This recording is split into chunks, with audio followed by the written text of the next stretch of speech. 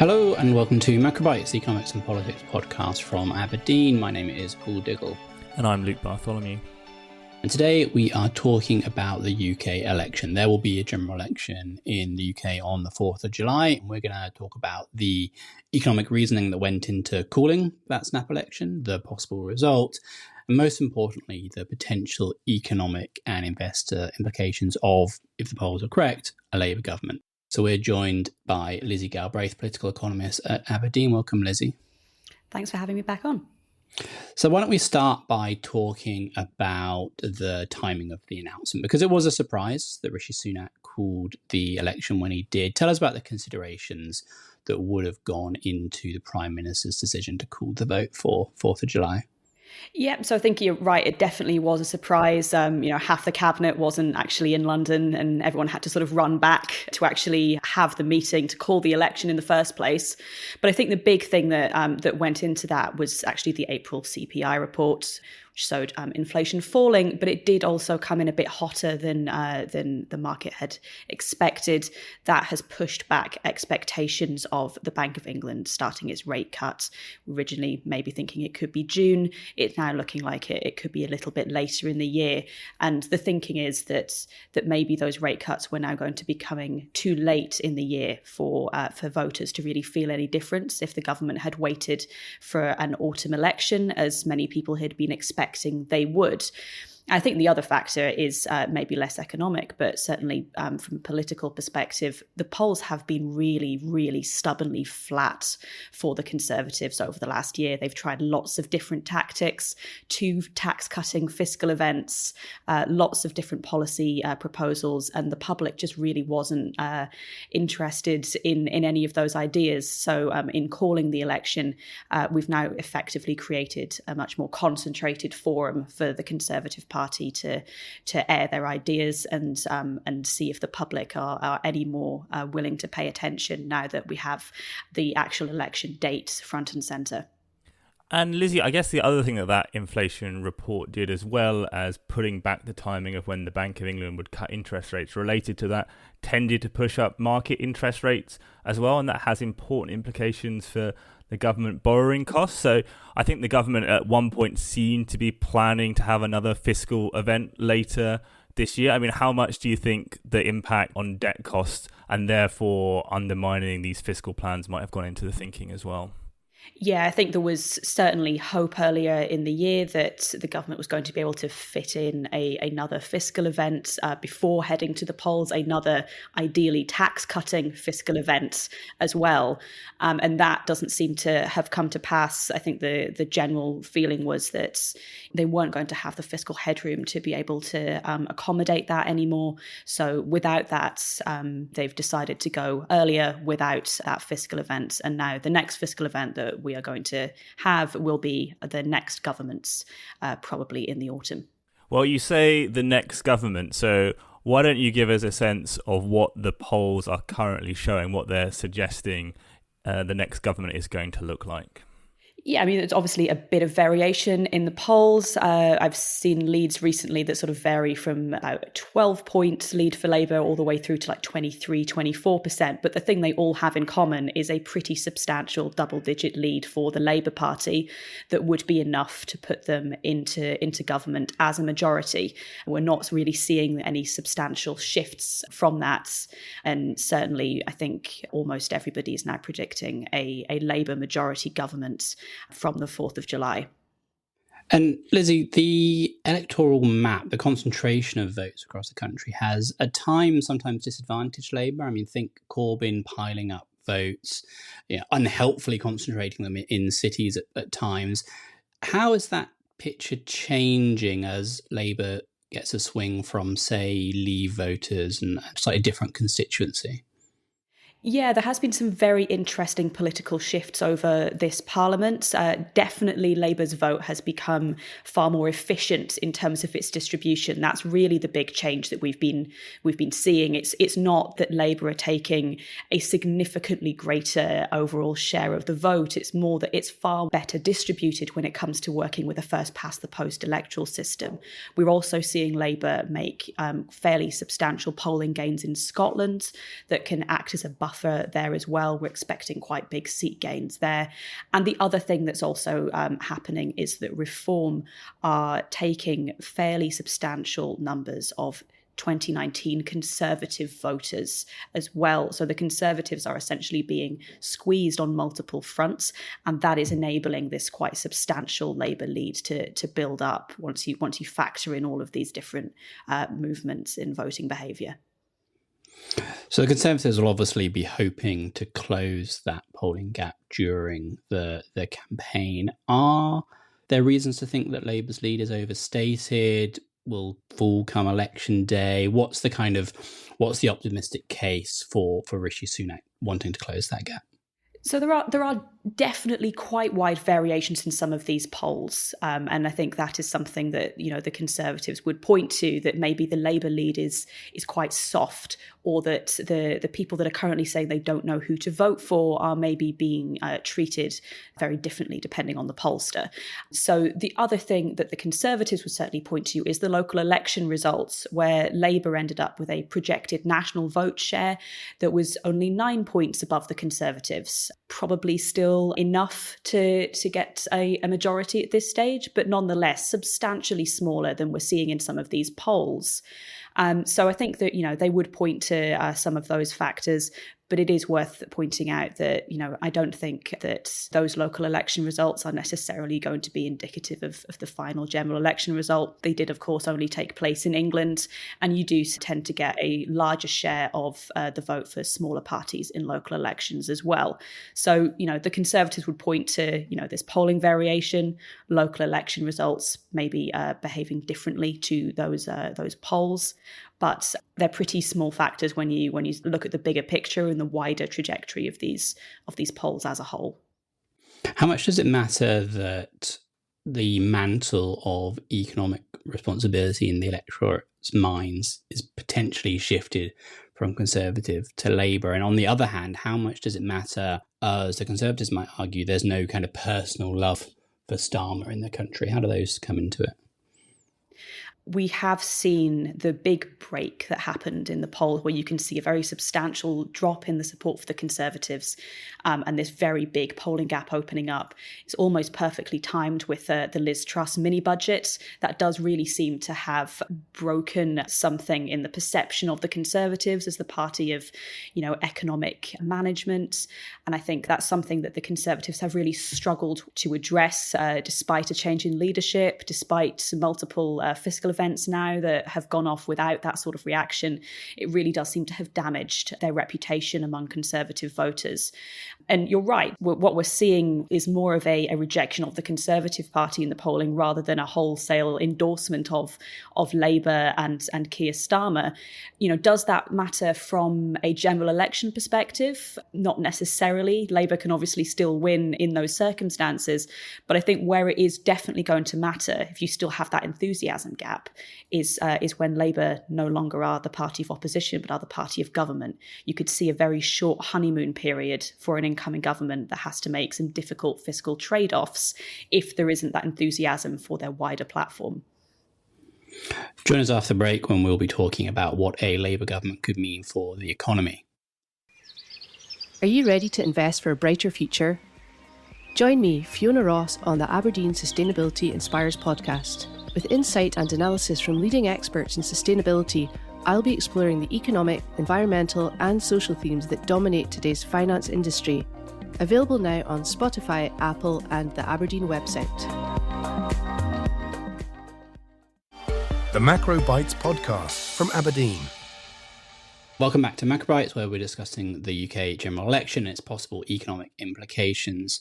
So, Lizzy, I want to ask about Labour on the economy, and let's perhaps start with their approach to fiscal policy. I mean, I think a lot of Labour's policy agenda has been supply-side focused, aiming for planning reform, regulatory stability, some greater state intervention, and they've been very keen to project the mantle of fiscal responsibility. So how are they thinking about fiscal policy? What fiscal rules are they talking about? So what we've been seeing so far is that the Labour Shadow Chancellor, Rachel Reeves, has been tacking really quite close to the Conservatives on fiscal strategy.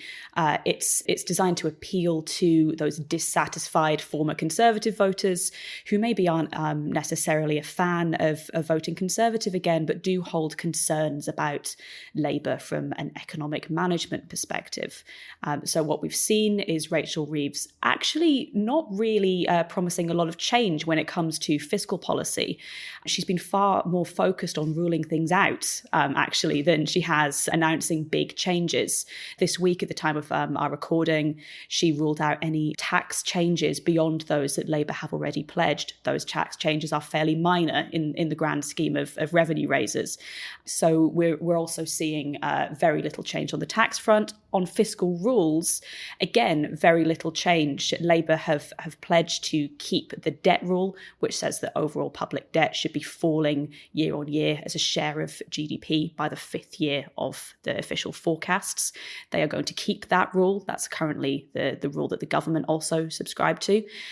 They have pledged to tweak the borrowing rule ever so slightly so that day-to-day spending must be met by revenue alone, but it would allow Labour to borrow for capital spending, infrastructure spending, for example. But again, keeping that debt rule means that even that fairly minor tweak doesn't really change the overall fiscal position too much.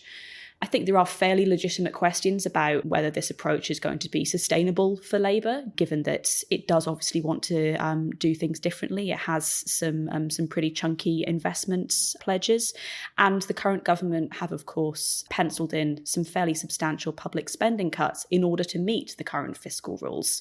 So whether Labour can, as they've promised to, not raise tax, keep these fiscal rules the same, and try to alleviate some of these spending cuts that are planned is pretty tricky to see unless, as Labour hope, they can generate some fairly substantial economic growth in quite short order. I think it is going to be fairly likely that at some point Labour do shift the fiscal rules somewhat. We know that Rachel Reeves has previously spoken about wanting the fiscal rules to better enable long-term public sector investment. So I think at some point in the future, it's fairly likely that, for example, the fiscal rules change so that rather taking into account public sector net debt, they use something like public sector net worth, which would enable a little bit of extra fiscal space. So before we get on to the growth strategy, Lizzy, which I think you're right in saying is basically how they think they can square the circle here between the tax commitments, the spending commitments, and the fiscal rules, could you talk a little bit about how the net worth public sector fiscal rule might actually work in practice and the kind of interventions that it would make it easier for Labour to pursue, or any government to pursue, if it had that kind of fiscal rule? Yeah, so this is an idea where essentially, instead of just taking into account public sector debt, you also take into account government assets as well as these liabilities, and that helps you come up with a little bit of extra fiscal space.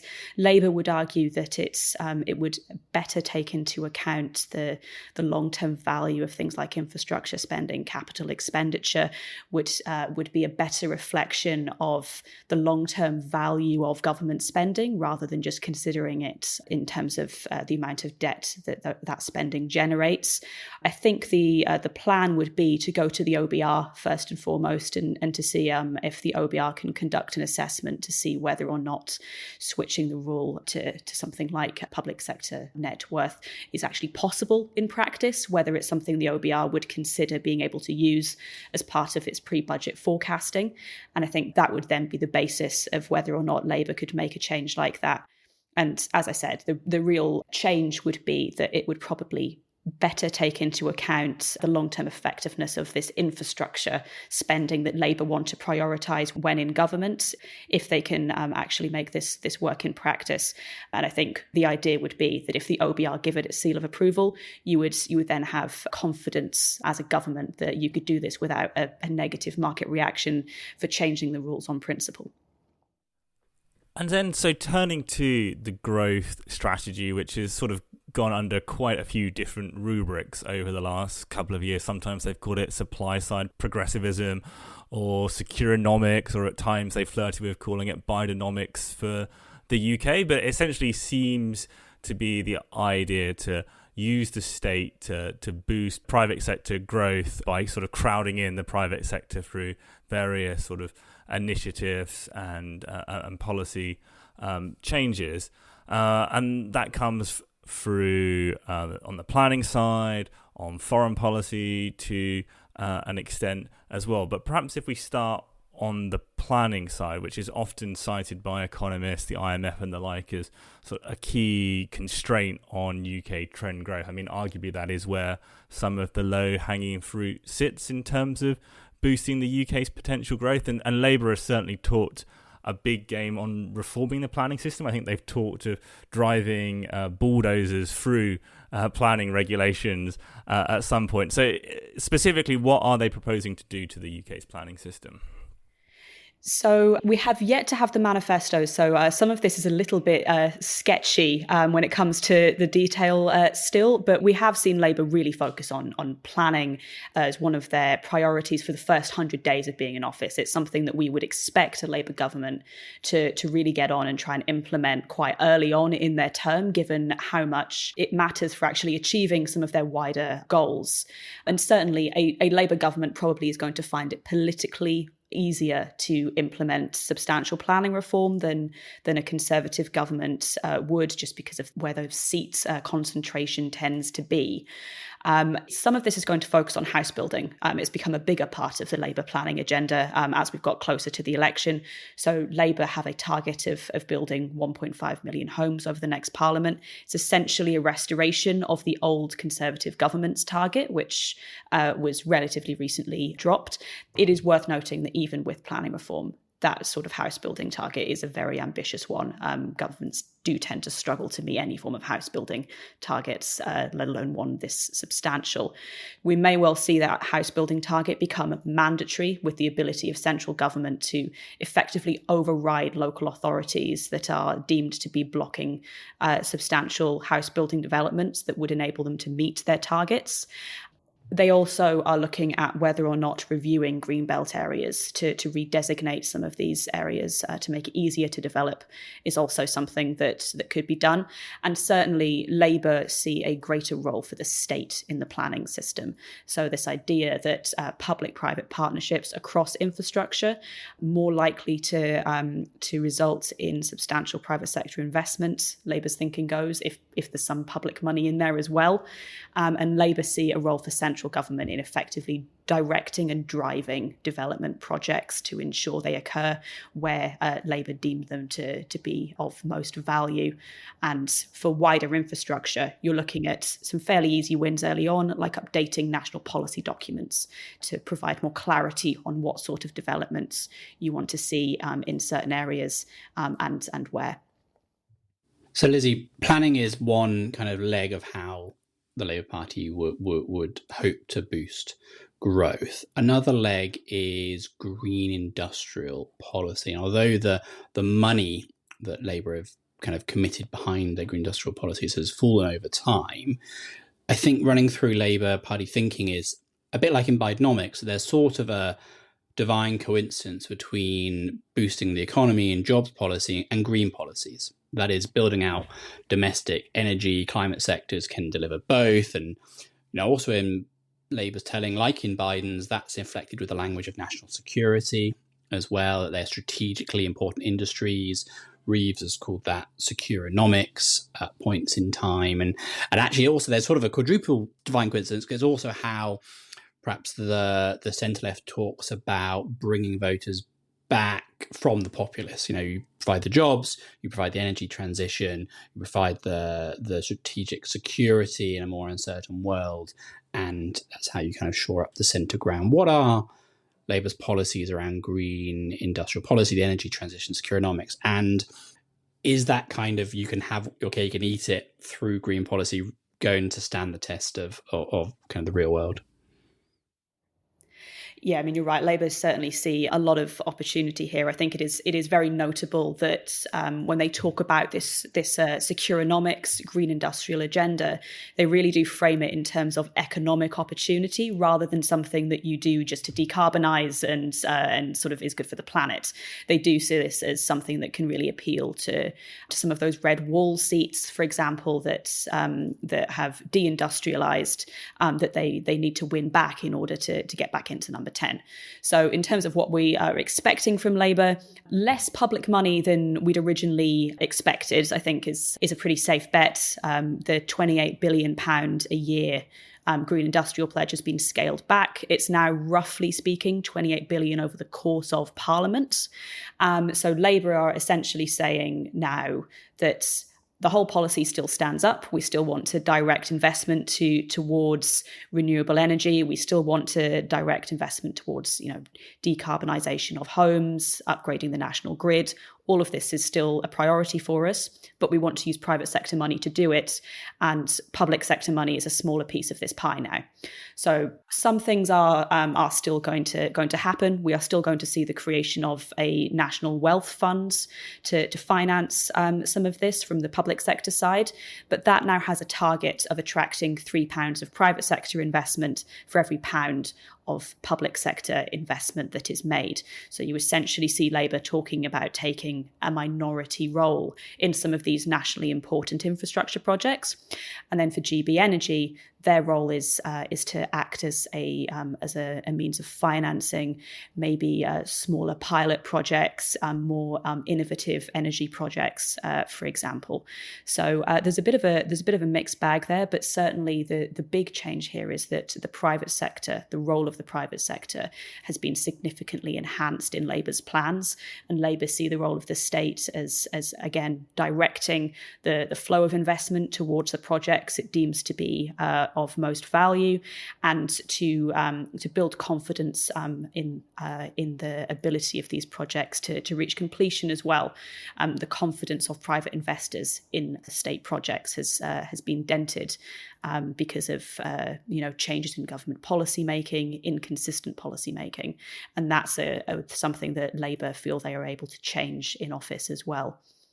What about this idea that that you can have both an investment policy, a jobs policy that is also green? Can that kind of divine coincidence always hold? And I think here about not approving oil and gas exploration licenses in the North Sea. Sometimes that's criticised from a jobs perspective, or one might think of, in the US's case, recent tariffs that the US introduced on Chinese EV imports into the US. So they were in a way choosing the national economy over actually a cheap way to further the energy transition. These trade-offs do happen. Is Labour how's it thinking about that potential trade-off? I think it's fair to say it's not really a trade-off that it's fully acknowledged exists yet. As you tend to get in general election campaigns, the full complexity of policy making is rarely acknowledged. But I think the reality is that when it comes down to it, Labour are, again, because of these fiscal constraints that we've mentioned, going to have to choose the option that accounts for the greatest possibility of economic growth. And I think it's unlikely that perfect is going to be the enemy of the good when it comes to policy making. When growth is such a priority for this government, especially if it's looking for a second term in office, as it obviously will be, it's going to have something to show for these ideas and for the change that they're arguing they can bring, and that has got to be growth. So will they be putting the green transition ahead of that? I think it's extremely unlikely, given the circumstances that Labour will be entering into government in. And perhaps another constraint along with growth that makes this sort of divine or quadruple coincidence, whatever we're calling it, a little less neat than it seems, is sort of the changing geopolitical environment as well, rising protectionism in the US perhaps, China's industrial might when it comes to producing certain key industries that are involved in the green transition, the EU trying to work out what its response is going to be. We can talk about the EU in a moment, but in terms of how Labour is thinking about its relationship with the US, China, how it's positioning itself in this rising protectionist world, what is their policy on that front? So the Shadow Foreign Secretary, David Lammy, has called Labour's approach progressive realism, which is that, progressive ideas must be kind of part of Labour's foreign policy, but nonetheless, they need to take the world as they see it. And perfect cannot be the enemy of the good when it comes to foreign policy. So, we are likely, I think, to see, a bit of a shift on China policy. I think, the current government has been fairly reluctant to really get involved in some of this supply chain realignment, sort of more hawkish position on China that we've seen from the US, for example, and to a lesser extent the EU. Labour are more likely, I think, to follow that path, maybe not with tariffs, but certainly with potentially a greater interest in some of this supply chain realignment. Again, maybe thinking about some of the economic opportunity that can be built from that. And I think there's also going to be potentially a greater emphasis on human rights policy in Labour's foreign policy as well. They've talked about that, as well as using, Brexit as a reason to restore trading relationships with some other trading partners outside the EU, particularly those countries that used to be part of the British Empire. Africa strategy, I think, is making a bit of a comeback as well. And we have seen Labour not commit to the increase in defence spending that the Conservatives have, but certainly said that it's not going to be cutting defence spending. It does see a sort of a Britain in the wider world as being a core part of their security strategy as well. So it's currently, I think, more on the diplomatic side than we're on the security side at the moment. And the big looming thing, of course, is the US election and what sort of US government a Labour government would have to deal with. Biden, I think, is very straightforward. We know that Labour has fairly good links in with Biden's team already. That should be a fairly straightforward relationship. Trump, I think, may be a little bit more work for a Labour government. There is maybe fewer natural policy crossovers between a Labour government and a Trump administration. And then on the EU, the Trade and Cooperation Agreement, so the UK's withdrawal agreement and new trading agreement with the EU is up for review in 2025. I mean, I think Labour hope to use this to renegotiate a somewhat closer tie, which they hope will boost trade and growth. Again, part of that supply side strategy. But given the political constraints at home and the EU's own interests around this, what sort of deal do you think a Labour government would be looking for and then ultimately could negotiate? Yeah, Labour are looking for, I think, something that actually brings the UK quite close to the EU, certainly on regulatory standards. They're looking at opportunities to reduce some of these trading barriers that have cropped up since the UK left the EU. They're far more comfortable with regulatory alignment than the Conservative Party tend to be. So that's less of a hurdle for Labour to agree to when it comes to negotiations with the EU.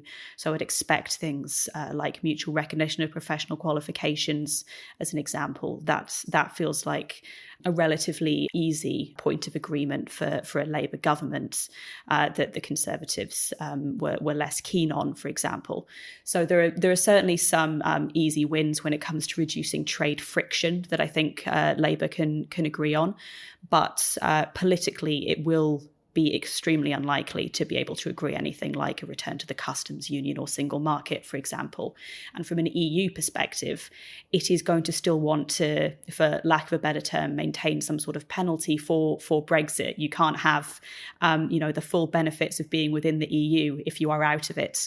So I think Labour can certainly improve the trading relationship, remove some of those frictions, but it is not going to be able to get everything that it wants because it feels that it can't rejoin any of these major agreements, and that is going to keep the UK on the outside looking in when it comes to full regulatory trading arrangements with the EU. All right, well, I think that is all we have time for this week. So as ever, please do like, subscribe wherever it is that you get your podcasts. And then all that remains is for me to thank Lizzy for joining us and to thank you all for listening. So thanks very much and speak again soon.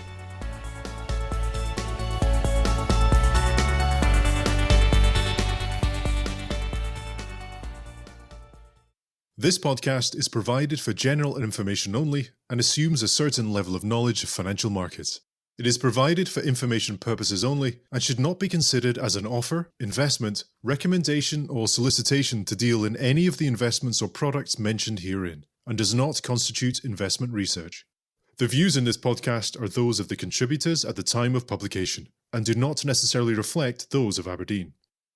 The value of investments and the income from them can go down as well as up, and investors may get back less than the amount invested.